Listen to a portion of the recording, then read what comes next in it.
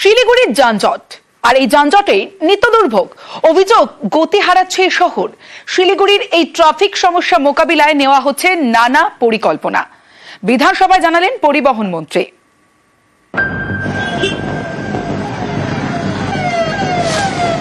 Cosmopolitan, নানা ভাষা নানা জাতির মিলমিশ, বছরভর দেশি বিদেশি পর্যটকের ঠাসা উত্তর পূর্ব ভারতের করিডোর শিলিগুড়ি। কিন্তু অভিযোগ ধীরে ধীরে গতি হারাচ্ছে উত্তরবঙ্গের এই শহর। শিলিগুড়িতে বেড়েছে গাড়ির সংখ্যা, সঙ্গে জুটেছে বেআইনি টোটো। শহরের অলি গলি রাজপথে টোটোর দৌরাত্ম্য, নাম্বার প্লেটহীন টোটো ছুটে বেড়াচ্ছে শহর জুড়ে।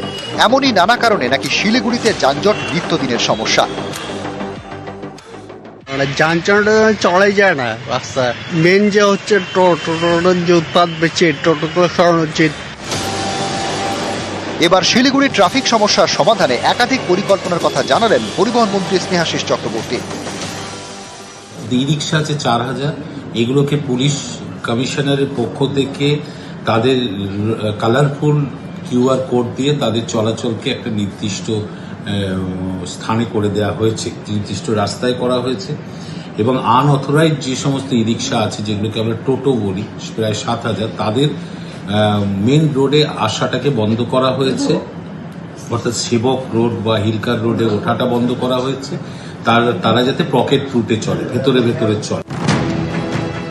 বৃহস্পতিবার বিধানসভায় শিলিগুড়ির যানজটের সমস্যা নিয়ে প্রশ্ন রাখেন স্থানীয় বিধায়ক শঙ্কর ঘোষ। তার প্রশ্নের জবাবে মন্ত্রী জানান, শিলিগুড়িতে অনুমোদনহীন টোটোর সংখ্যা 7000। এদের নিয়ন্ত্রণে ব্যবস্থা করা হচ্ছে। অনেকেই সংসার চালাতে টোটো রাস্তায় নামান, কিন্তু অনিয়ন্ত্রিতভাবে টোটো চলাচলে যানজট তৈরি হয়। এদের জন্য গাইডলাইন তৈরি করে দেওয়া হচ্ছে। এছাড়া শিলিগুড়িতে অনুমতিপ্রাপ্ত টোটো চলে 4000। এদের কিউআর কোড দিয়ে নির্দিষ্ট রাস্তায় চলাচলের ব্যবস্থা করা হচ্ছে। পরিবহন মন্ত্রী এও জানান, শিলিগুড়ির পাশাপাশি সারা রাজ্যে টোটোর জন্য পলিসি তৈরির কথা ভাবা হচ্ছে।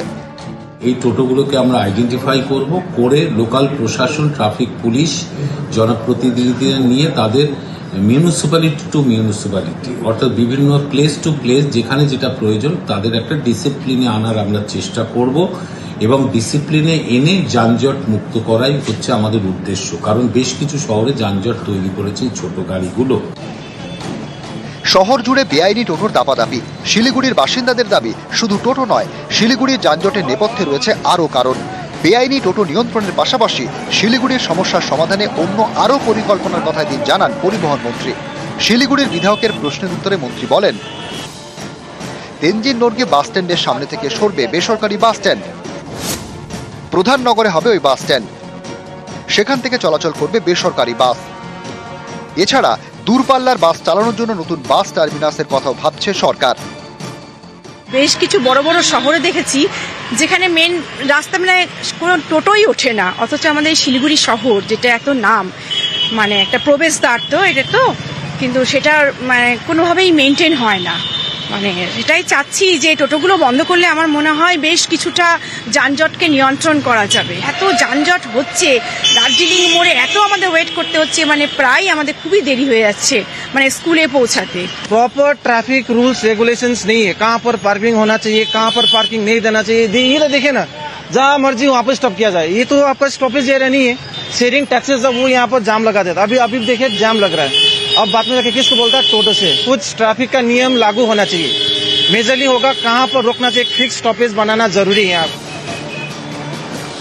নিউজ 18 বাংলা।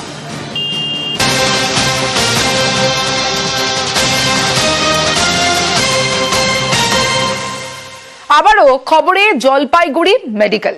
কেন? কারণ আবারও ডায়ালিসিস মেশিন বিকল, আর তাতেই ভোগান্তি রোগী এবং রোগীর পরিজনেদের।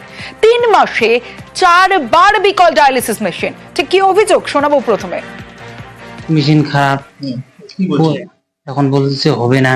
এভাবে কম বেশি কয়েকদিন ধরেই হচ্ছে, আসতেছে ঘুরে যাচ্ছে, এইভাবে শরীর অসুস্থ হয়ে যাচ্ছে। ডায়ালিসিস না হলে তো শরীর অসুস্থ হবে। এখন বাইরে করতে যাচ্ছি, 3000 টাকা করে লাগতেছে। খাওয়া দাওয়ার ব্যাপার আছে, 3500-3000 টাকা খরচা হয়ে যাচ্ছে। গরিব মানুষ আমরা, আর সরকারি করতে আসি, এখন দেখতেছি মেশিন খারাপ। এভাবে ঘুরে যাইতে ভাবতেছি, বলছে আজকে হচ্ছে না কালকে হবে, কালকে হচ্ছে না পরশুদিন হবে। এভাবেই ঘুরে যাচ্ছে আর শরীর অসুস্থ হয়ে যাচ্ছে। বলছে মেশিন খারাপ, বসো বাইরে, সব ঠিক হলে ডাইকে নেব। এখন কি বলছে? এখনো ঠিক হয়নি। এরকম ভাবে তো ঘুরে যেতে হবে। কি করব, ঠিক না হলে তো ঘুরে দিতেই লাগবে। তাতে তো অনেক পেশেন্ট ঘুরে যাচ্ছে। কি করবে এখন বলো তো, ব্রেকডাউন দেওয়া আছে আর মেশিনও খারাপ। এই মাঝে মধ্যেই তো হয়, এই বছর তো প্রায় কয়েকবার হলো। হচ্ছে কি করে মেশিন, এখন মেশিনে কি গ্যারান্টি আছে বলো? নেগেটিভটা বন্ধ আছে, পজিটিভ চলছে। এবার দুটো মেশিনে তো অত পেশেন্ট হচ্ছে না, 10 তলায় কম বেশি পেশেন্ট নিচ্ছে। মানে এটা বড় সমস্যা তো, পেশেন্ট ঘুরে যাচ্ছে। হ্যাঁ, আমাদের তো সব কিছু তোমার দাওয়াই আছে। শান্তনু রয়েছে আমার সঙ্গে, শান্তনুর সঙ্গে কথা বলবো। শান্তনু, ডায়ালিসিসের মতো এত একটা গুরুত্বপূর্ণ মেশিন এত বারবার বিকল হয়ে যাচ্ছে, এর কারণ কি? ঠিক মতো সারাই হচ্ছে না, নাকি নতুন মেশিন আসছে না? মানে হাসপাতাল কর্তৃপক্ষ কি বলছে? ডায়ালিসিস মেশিন বিকলে ভোগান্তি জলপাইগুড়ি মেডিকেলে, ফের অচল ডায়ালিসিস মেশিন। হাসপাতালে 3 মাসে 4 বার বিকল ডায়ালিসিস মেশিন। সমস্যায় ডায়ালিসিস নিতে আসা কিডনি রোগে আক্রান্তরা। জোড়া তালি দিয়ে ডায়ালিসিস মেশিন মেরামতির একটা অভিযোগ তুলছেন রোগীর পরিজনেরা। ডায়ালিসিস মেশিন বিকলে ভোগান্তি জলপাইগুড়ি মেডিকেলে। 3 মাসে 4 বার এই বিকল ডায়ালিসিস। আমার সঙ্গে আমার প্রতিনিধি শান্তনু রয়েছে, শান্তনুর সঙ্গে কথা বলবো। শান্তনু, বারবার এই ডায়ালিসিস, এত গুরুত্বপূর্ণ একটা ডায়ালিসিস মেশিন, সেটা বিকল হয়ে যাচ্ছে, এতে তো ভোগান্তিতে পড়ছে রোগীর পরিজনেরা। হাসপাতাল কর্তৃপক্ষ কি সাফাই দিচ্ছে? দেখো, এই নিয়ে কিন্তু একাধিকবার মেডিকেল কলেজ কর্তৃপক্ষ বৈঠকে বসেছিলেন, কারণ এই যে মেশিনটি কাজ করছিল, 5টি মেশিন, সেগুলো কিন্তু দীর্ঘ 10 বছরের বেশি সময় ধরে কিন্তু কাজ করে আসে। তার ফলে কিন্তু বয়সের ভারে মাঝে মধ্যেই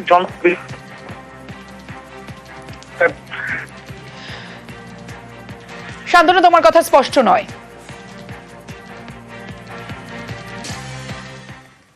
এটাতে কিছু পরিকাঠামোগত সমস্যা রয়েছে, আমরা এটা জানিয়েছি উপরে।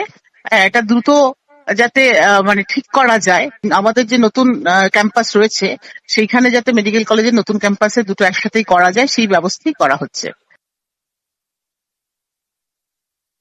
এসএসএইচ খুব টাফ থাকে তো, কিন্তু কিছু স্লট বার করা গেছে যেখানে এইখানে যারা পেশেন্ট ছিল, যাদের চলছিল ডায়ালিসিস, তাদেরকে ওখান থেকে করিয়ে নেওয়া যাচ্ছে।